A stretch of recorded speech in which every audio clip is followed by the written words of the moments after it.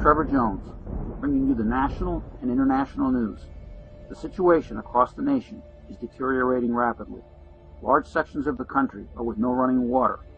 There are shortages of food and fuel, and most people have no electrical power. Many stores are closed, and we have reports from several large cities of armed gangs roaming the streets looking for water, food, fuel, and anything else of value. There have been riots in many of the major cities across the world. This crisis appears to have created a total breakdown of social order across the globe.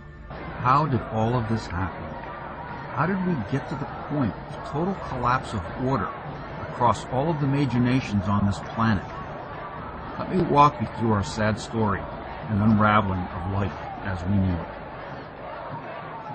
My name is Jeff, and I live in a beautiful and comfortable home with my wife Diane. Things seem to be so good.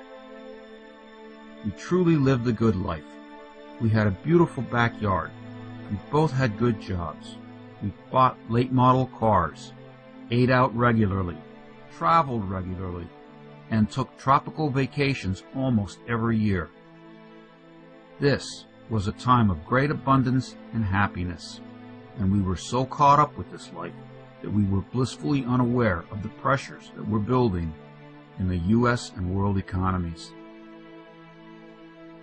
Some of the warning signs we missed of the underlying rot in our system included the loss of the nation's manufacturing sector to offshoring, the stock market crash, the massive Wall Street bailouts, the continued growth of the too-big-to-fail banks, the casino gambling environment that replaced true investment in the nation, the doctoring of unemployment numbers by the government, the growth of payday lenders, the increasing numbers of people using food pantries to feed their families, the growing numbers of stores on the edge of almost giving away their inventories, the increasing number of vacant commercial properties, and the millions of people who were losing their homes to foreclosure while the bankers paid themselves huge bonuses.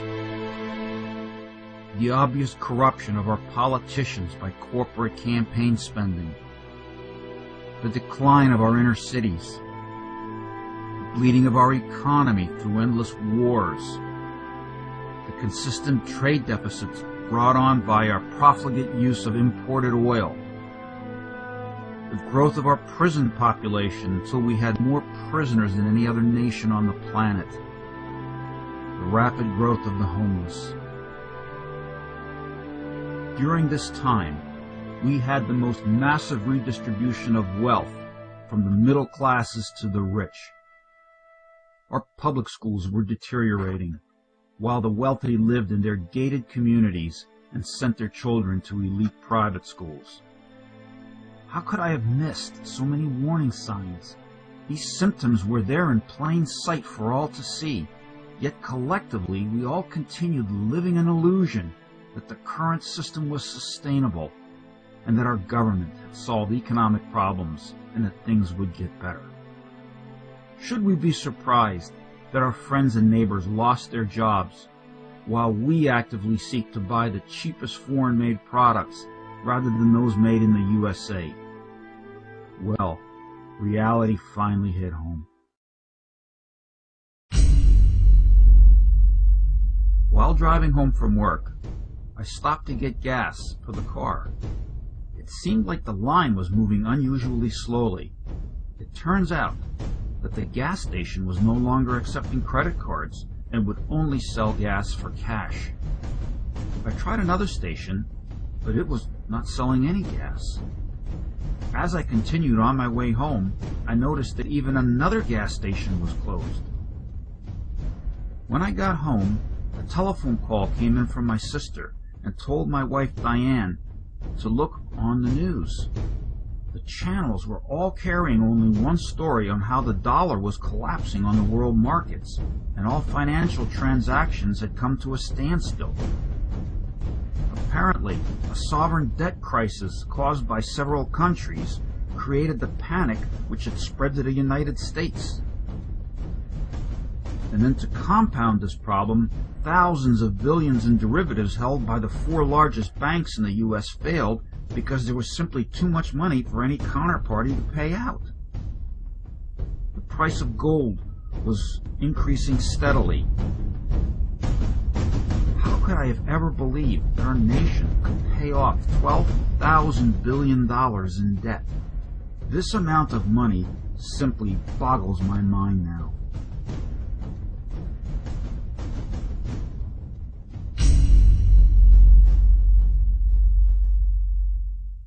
A neighbor visits us and warns us that a run is taking place at the supermarket. When we arrive at the store, it is totally mobbed, and the store will not accept credit cards and will only accept cash. The shelves in the store are emptying quickly.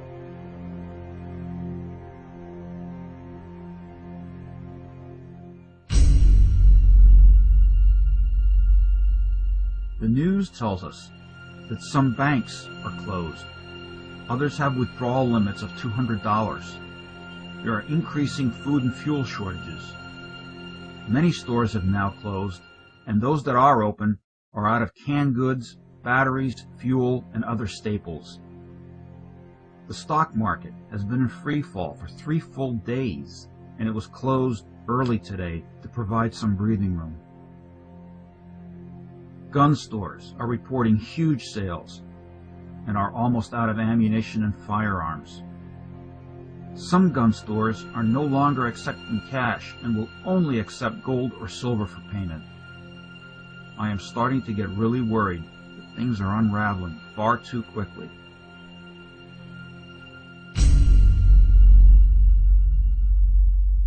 The news was now telling us about panic in several cities in the US, Asia, and Europe.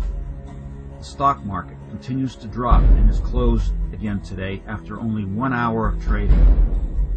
The president is leaving the country with his entire economic team and the chairman of the Federal Reserve to go to China for an economic summit. I find it interesting that the influence of China has grown because of their vast currency reserves, and that they are hosting the summit and not the U.S. The government has declared a bank holiday and all banks are now closed. No one can get to their money or safe deposit boxes. We are starting to run short of food. My brother has temporarily moved in with us and brought some food with him. My wife's mother has also moved in with us. The news tells us that the food distribution network is barely functioning and that many pension funds have failed. Most stores are now closed, and it looks like no one is going to work. I was on the commuter rail line, and these stations that are normally filled with people going to work to the city were eerily empty, and it leaves me feeling very unsettled. There are fewer and fewer cars on the road now, because it seems like most gas stations are closed and fuel is very difficult to find.